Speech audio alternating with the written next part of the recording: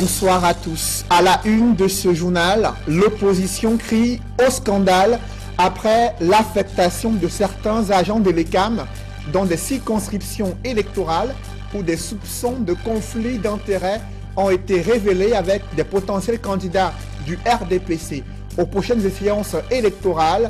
S'agit-il des manœuvres de favoritisme?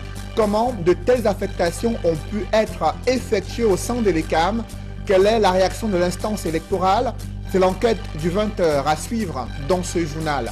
La nomination d'un nouveau président à la Chambre de conciliation et d'arbitrage du Comité olympique et sportif du Cameroun suscite de vives réactions dans les milieux du football. Certains y voient une manœuvre du colonel Ahmad Kalkaba Maldoum pour protéger certains membres de la FECAFOOT. D'autres saluent le retour à l'orthodoxie. Des réactions croisées à suivre dans la page sport du 20h.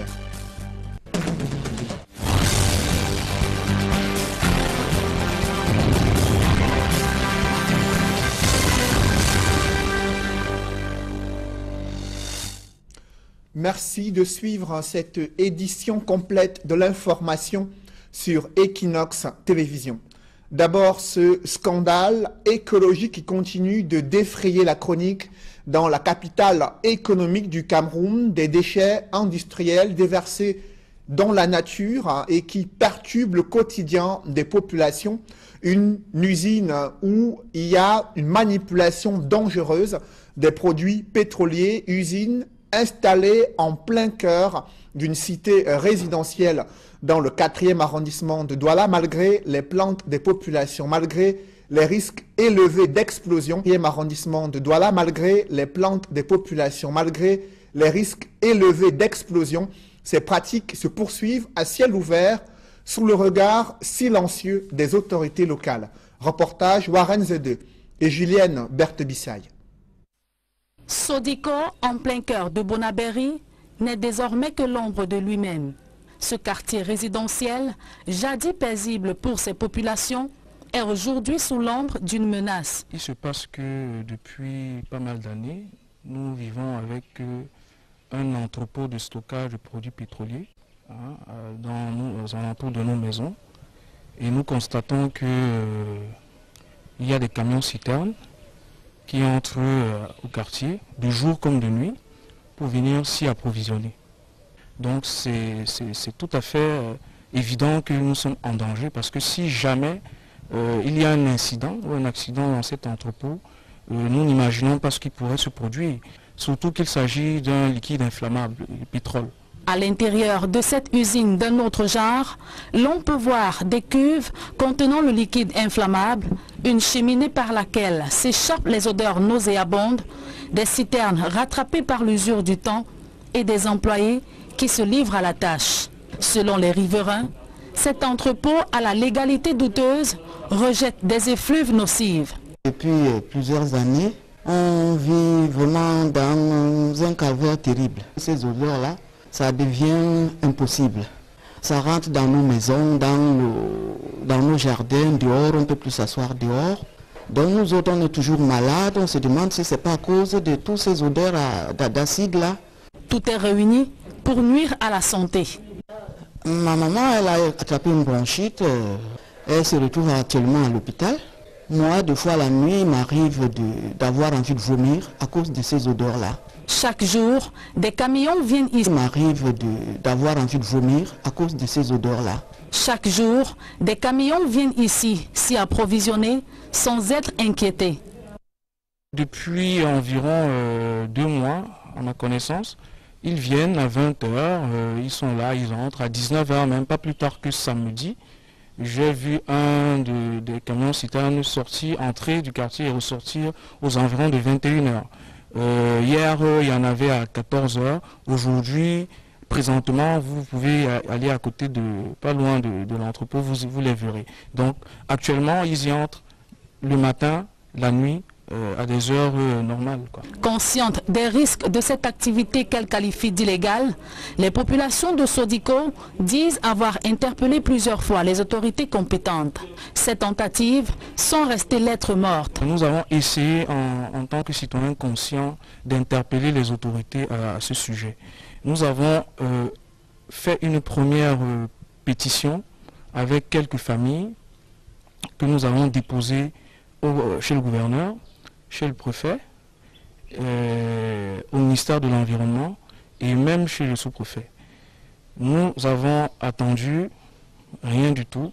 Donc voilà, nous pensons qu'il y a lieu de se bouger pour que cette situation soit réglée à l'immédiat. Face à ce mutisme, elles craignent le pire. On a un trafic de pétrole en pleine zone résidentielle. Et c'est très grave. N'oublions pas que la paix sociale est en danger dans notre quartier. On a eu un premier SAM et il y aura un deuxième SAM si on laisse les choses traîner. On a un trafic de pétrole en pleine zone résidentielle. Et c'est très grave. N'oublions pas que la paix sociale est en danger dans notre quartier. Cette pollution risque d'impacter sur la santé. Et en danger dans notre quartier. Cette pollution risque d'impacter sur la santé des populations et l'environnement. Vous avez eu du mal à respirer dans la cité capitale, la faute aux odeurs nauséabondes qui se dégageaient des montagnes d'ordures ménagères. Durant des semaines, voire des mois, il n'y avait aucune action de ramassage et de collecte de ces déchets. Aujourd'hui, on est fixé sur les raisons de l'interruption de ces opérations de salubrité. Le gouvernement n'avait pas encore réglé la dette due à l'entreprise d'hygiène et de salubrité. Une partie de la dose vient d'être réglée. Du coup, Yaoundé a renoué avec la propreté. C'est le constat que font Élisée Bogba et Marcelin Gansop dans ce reportage. C'était il y a encore quelques jours. Des tas d'immondices dictaient leurs lois au centre-ville et dans quasiment tous les quartiers de la capitale. Aujourd'hui, ce spectacle désolant a cédé la place à un regain de salubrité. Ici, au lieu dit Biémassi-Lac, devenu tristement célèbre ces derniers mois, les montagnes d'ordures qui étaient allées jusqu'à couper la chaussée en deux ont disparu. Les populations poussent un ouf de soulagement. Oh, malade, oh, papa, malade. Malade, je vous dis, les mouches, les moustiques. Je dis que les ordures étaient ici, tu passais, on ne voyait pas ta tête. C'est ici, là. On a mis le feu. Je suis allé chez les sapeurs-pompiers. J'ai supplié, ils sont venus éteindre le feu parce que le feu allait prendre la maison. Ça allait prendre haute tension avec les roues. Il en est de Biémassi-Lac, comme des marchés Mendon et Toudi, ainsi que des principales rues et des quartiers de la capitale, visités ce jeudi. Yaoundé revit grâce au redéploiement de la société Isakam, dont l'État a réglé à hauteur de 6 milliards une partie de sa dette, estimée à 13 milliards de francs CFA. Pour une partie du paiement qui nous a permis de payer nos fournisseurs, qui nous a permis de dédouaner du matériel qui était bloqué depuis longtemps au port, les fournisseurs, qui nous a permis de dédouaner du matériel qui était bloqué depuis longtemps au port, les pieds détachés, et ça a eu pour conséquence d'améliorer la disponibilité de nos camions. Et vous avez constaté, comme tous ceux qui aujourd'hui font ce tour, que la ville de Yaoundé a repris les couleurs. Donc nous sommes disposés à travailler à mesure que toutes les parties jouent pleinement leur rôle. Et donc si tout est mis en place, il n'y a pas de raison que la ville retombe dans les travers.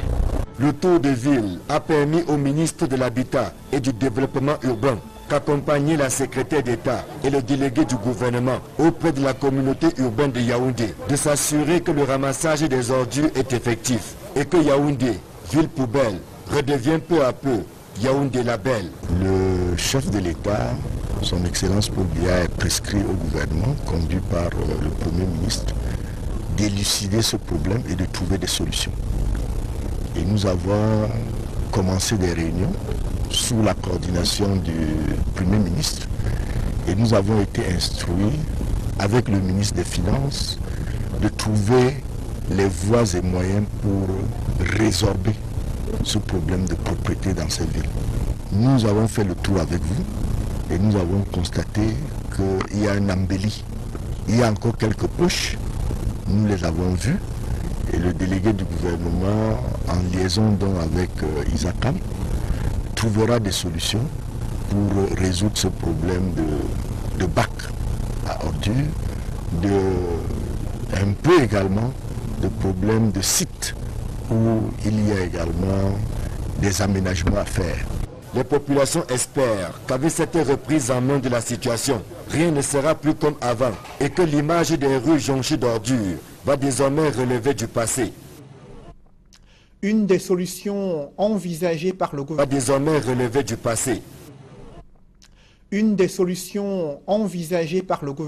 c'est l'ouverture à la concurrence de cette activité de collecte et de traitement des ordures ménagères.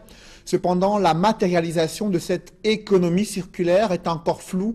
Le ministre de l'Habitat et du Développement urbain préfère inviter les populations à faire preuve de civisme dans la gestion des ordures ménagères. Reportage, Élisée Borba et Marcelin Gansop. Cela ne fait plus l'ombre d'aucun doute. La concurrence va bientôt arbitrer les prestations dans le secteur ô combien sensible de la collecte, du ramassage et du traitement des ordures ménagères. C'est d'actualité.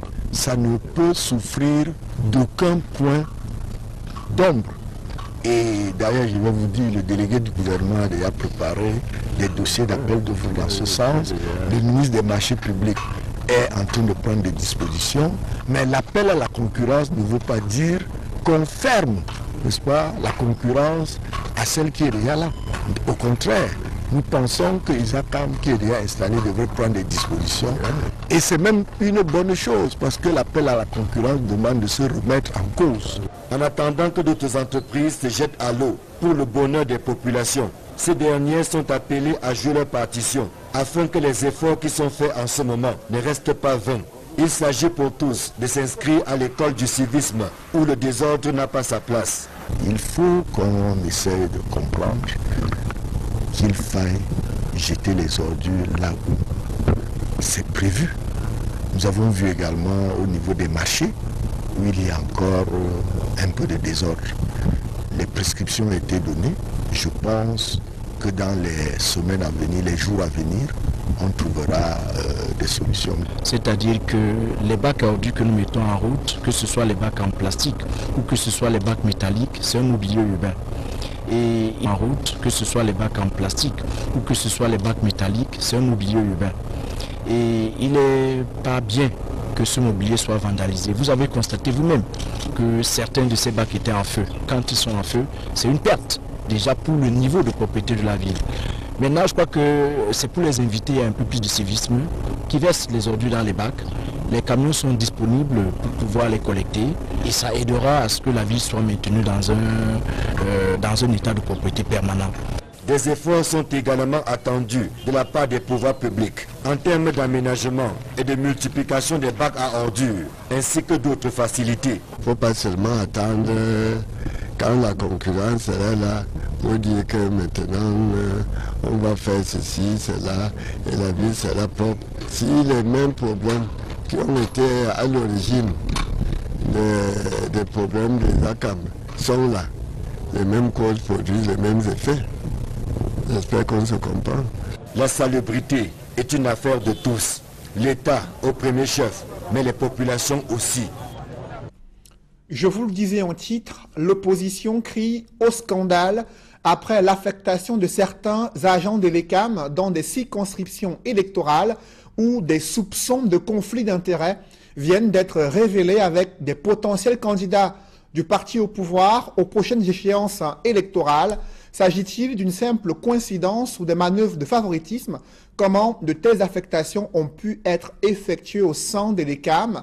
Cela pourrait-il entamer le processus électoral et la transparence dans l'enregistrement des électeurs et la distribution des cartes et l'organisation des prochaines échéances électorales? Élément de réponse dans cette enquête signée Mitterrandam et Keddiara. C'est dans ce courrier datant du 16 janvier 2018 et adressé au délégué régional d'Elections Cameroun pour le littoral que Carlos Ngoualem, adjoint au maire de la régionale d'Elections Cameroun pour le littoral que Carlos Ngoualem, adjoint au maire de la commune électorale de Douala 5, dénonce ce qu'il considère comme un risque de partialité grave de Dame Feu Guang, Nendoufon Solange, élément de l'ECAM qui exerce désormais au sein de l'antenne communale de Douala 5, la même que son époux, politicien. A été affectée à l'antenne communale de Douala 5e, où elle est en charge des inscriptions sur les listes électorales. Et au moment où nous abordons le démarrage des inscriptions sur les listes électorales avec la distribution des cartes d'électeurs et dans la perspective des consultations électorales qui sont prévues en 2018, nous avons jugé cette affectation scandaleuse. En effet, la concernée n'est nulle autre que l'épouse de Fegouan Richard, le président de la session RDPC Vouri 5 et par ailleurs ancien, mais certainement nouveau candidat aux échéances de 2018. Ce qui pourrait, à en croire Carlos Ngoualem, amener tout observateur à douter de la neutralité de cette dernière dans l'exercice quotidien de ses tâches. Je ne comprends pas comment l'épouse d'un président de section RDPC, ancien candidat de ce parti aux élections législatives à Vouri-Est et potentiellement candidat aux prochaines élections, est affectée dans une institution qui est en charge des inscriptions, qui est en charge de la distribution des cartes et qui va organiser les élections dans les semaines et les mois à venir. Donc, nous estimons que c'est une provocation, c'est une situation qui est inacceptable. Il demande donc à ce que Dame Fegouan soit mutée en dehors de cette circonscription. Nous avons adressé une correspondance au délégué régional de l'ECAM pour le littoral, qui est d'ailleurs en charge du redéploiement du personnel dans les différentes antennes, à l'effet de demander que cette femme soit affectée dans une autre antenne. Il n'est pas possible. Antenne, à l'effet de demander que cette femme soit affectée dans une autre antenne. Il n'est pas possible qu'elle exerce ses activités à l'ECAM, à Douala 5e et à Douala 3, parce que ces deux circonscriptions électorales constituent le Vouri-Est, circonscription législative dans laquelle son mari est régulièrement candidat. Pour lui, cette affectation est symptomatique de l'absence de neutralité de l'institution en charge des élections au Cameroun. Voilà des situations comme ça qui montrent que l'institution en charge d'organiser les élections dans notre pays n'est pas crédible. Et c'est pour ça que depuis des années, le SIF s'est toujours battu pour la mise en place d'une commission nationale électorale indépendante paritaire. Parce que on a misé sur la neutralité, mais on s'est rendu compte que les pontes du régime ont envoyé leurs enfants, leurs petits-enfants, leurs beaux-frères, leurs belles-sœurs dans toutes les antennes de l'ECAM. À Elections Cameroun, branche de Douala 5, dans laquelle nous étions, aucune trace de la concernée, certainement sur le terrain. Au moment de notre descente, nous nous sommes alors rendus à la délégation régionale d'Elections Cameroun pour avoir des précisions du top management pour le littoral. En off, Emmanuel Kouadika nous fera comprendre que le dossier est bien connu de ses services et subit un sérieux traitement en interne. Même si pour lui, l'affectation de Dame Fegouan à Vouri 5 s'est faite sur la base de sa connaissance de ce terrain. Et en tant que personnel d'appui, il nous apporte la précision selon laquelle elle n'a pas de réelle décision à prendre. Sa présence à Douala 5 ne serait donc favorable à personne d'autre qu'Elections Cameroun. Jouant au téléphone, Richard Fegouan s'est montré indisponible. Il n'a donc pas pu s'exprimer sur la question. Pour information, l'article 17 infine du...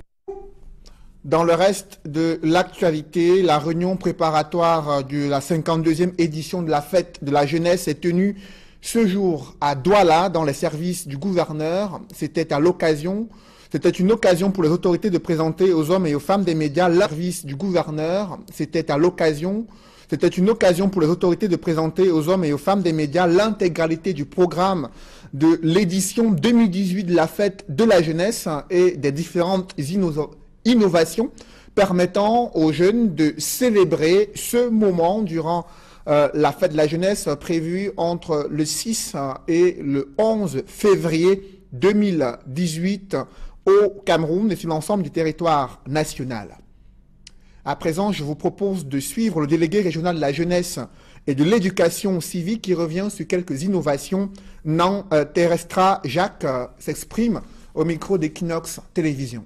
S'agissant de la célébration de la 52e édition de la fête de la jeunesse dans le littoral, la première chose c'est que le littoral a le privilège, après 10 ans, d'avoir le lancement national par Monsieur le ministre de la Jeunesse et de l'Éducation civique, accompagné de ses collègues partenaires de la promotion de la jeunesse dans les différents programmes d'appui aux jeunes. Cela est prévu les 4 et 5 février respectivement dans l'ONCAM à Yabassi et à Yingui.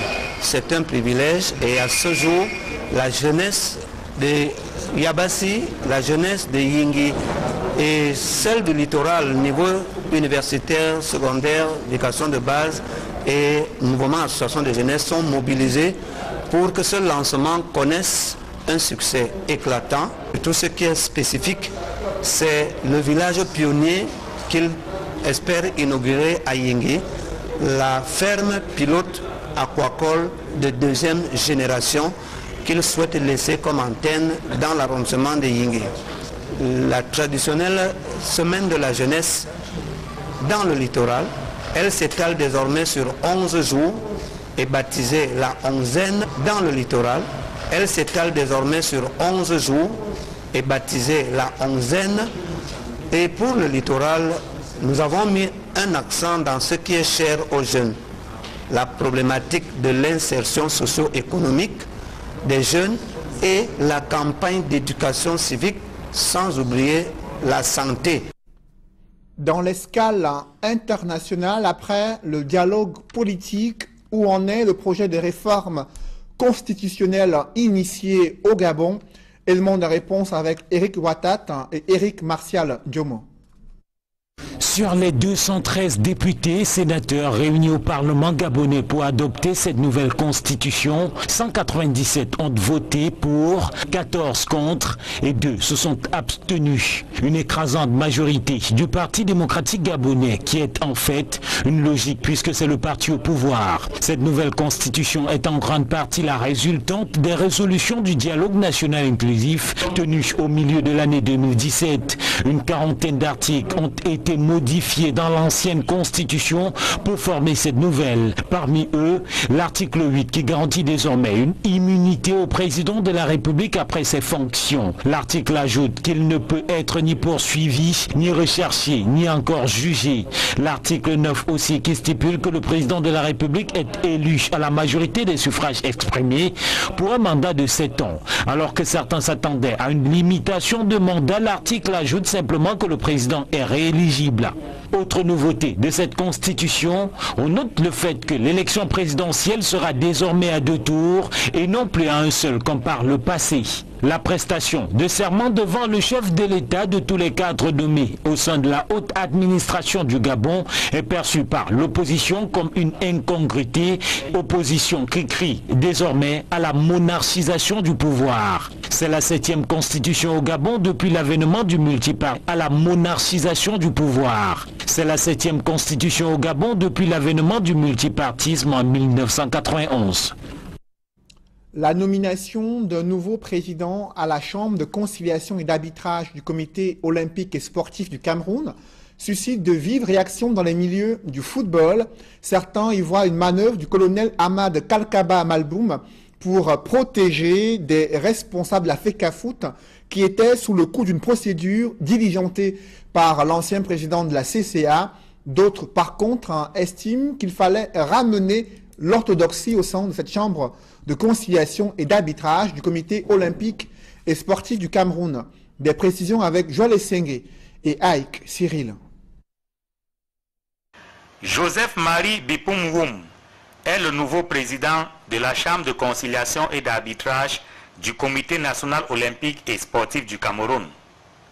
La décision du colonel Ahmad Kalkaba Malboum, qui nomme l'ancien ministre, est saluée par les pro-FECAFOOT. Le président du comité national olympique a bien fait de siffler à la fin de la récréation parce que tout le bordel que notre mouvement sportif connaît aujourd'hui, c'est en partie à cause du mauvais travail fait par la Chambre de conciliation et d'arbitrage du Comité national olympique et sportif du Cameroun. Les anti-FECAFOOT, pour leur part, dénient au président du Comité national olympique et sportif du Cameroun la qualité de prendre une telle décision. Les présidents des fédérations n'ont plus de mandat depuis plus d'1 an et la charte olympique mondiale est claire. Après les Jeux olympiques, chaque pays a 3 mois pour réorganiser son olympiade. Au Cameroun, les présidents des fédérations n'ont pas de mandat depuis plus d'1 an. Or, ce sont ces présidents des fédérations qui constituent l'Assemblée générale qui votent le président du Comité national olympique. Donc au Cameroun, il n'y a plus de président du Comité olympique. Pour enfoncer le clou, il cite la récente suspension du colonel Kalkaba. Pour enfoncer le clou, il cite la récente suspension du colonel Kalkaba Malboum par l'Association des comités nationaux olympiques d'Afrique. M. Kalkaba est suspendu par l'Acte Noir. Il a interjeté appel auprès du TAS, ce qui veut dire que lui-même a acté sa suspension. L'appel n'est pas suspensif. Quand M. Kalkaba reconnaît, il prend acte de sa suspension de l'Acte Noir et interjette appel auprès du TAS, ça veut dire qu'il doit se mettre d'abord en retrait. Pour revenir à ce qui les enchante, les pro-FECAFOOT font savoir que la CCA avait outrepassé ses missions. La Chambre de conciliation d'arbitrage ne faisait plus un travail d'arbitrage ni un travail de conciliation. C'était plutôt un travail de règlement de compte et j'en suis même arrivé à penser à un moment donné que cette instance pratiquait plutôt de l'injustice au lieu de pratiquer la justice. Le changement d'homme à la tête de la Chambre de conciliation et d'arbitrage entraîne la suspension d'une procédure pendante et qui vise certains membres de la FECAFOOT.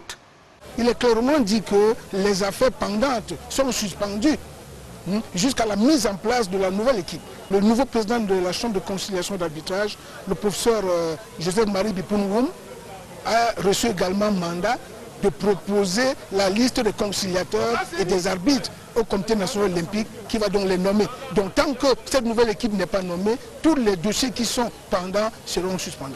Mais en face, on y voit un vice de procédure.